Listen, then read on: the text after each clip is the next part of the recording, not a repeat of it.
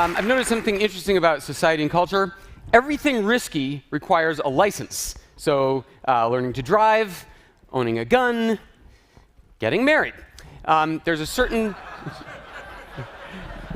That's true in everything risky except technology.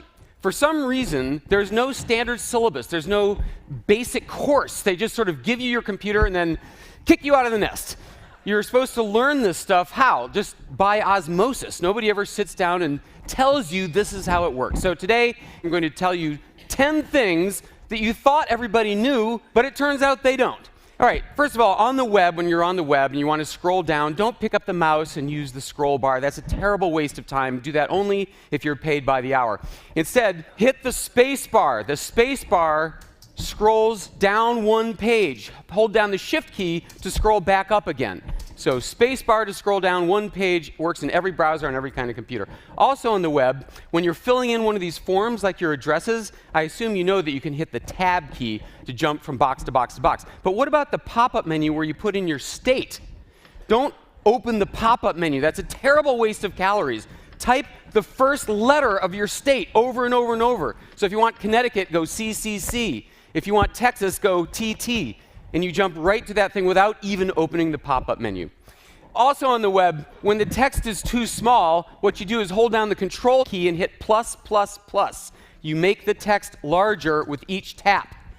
It works on every computer, every web browser, or minus, minus, minus to get smaller again. If you're on the Mac, it might be command instead.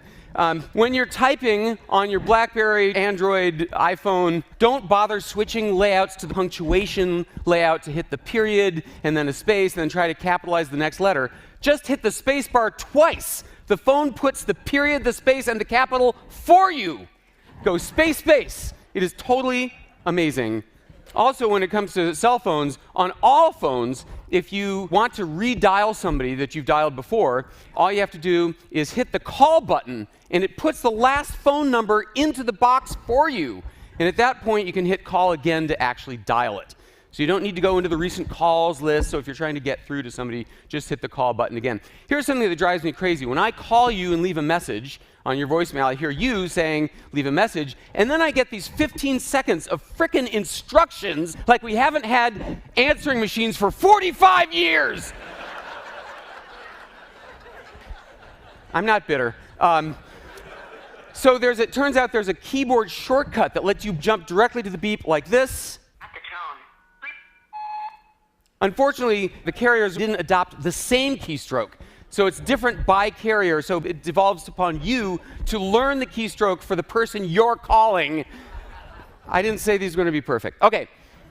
So most of you think of Google as something that lets you look up a web page, but it is also a dictionary. Type the word define, and then the word you want to know. You don't even have to click anything. There's the definition as you type.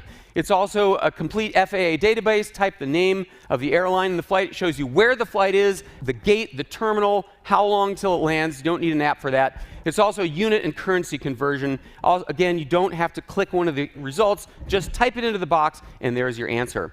While we're talking about text, when you want to highlight, this is just an example. When you want to highlight a word, please don't waste your life dragging across it with the mouse like a newbie. Double-click the word. Watch 200, I go double-click. It neatly selects just that word. Also, don't delete what you've highlighted. You can just type over it. This is in every program. Also, you can go double-click drag to highlight in one-word increments as you drag. Much more precise. Again, don't bother deleting. Just type over it. Shutter lag is the time between you pressing the shutter button and the moment the camera actually snaps. It's extremely frustrating on any camera under $1,000.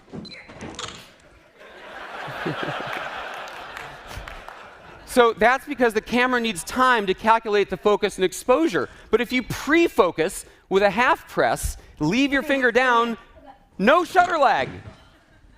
You get it every time. I've just turned your $50 camera into a $1,000 camera with that trick. And finally, it often happens that you're giving a talk, and for some reason the audience is looking at the slide instead of at you.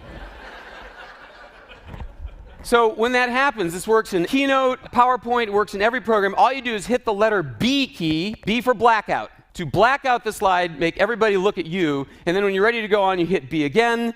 And if you're really on a roll, you can hit the W key for whiteout, and you white out the slide, and then you can hit W again to unblank it. So I know I went super fast. If you missed anything, I'll be happy to send you the list of these tips. In the meantime, congratulations, you all get your California technology license. Have a great day.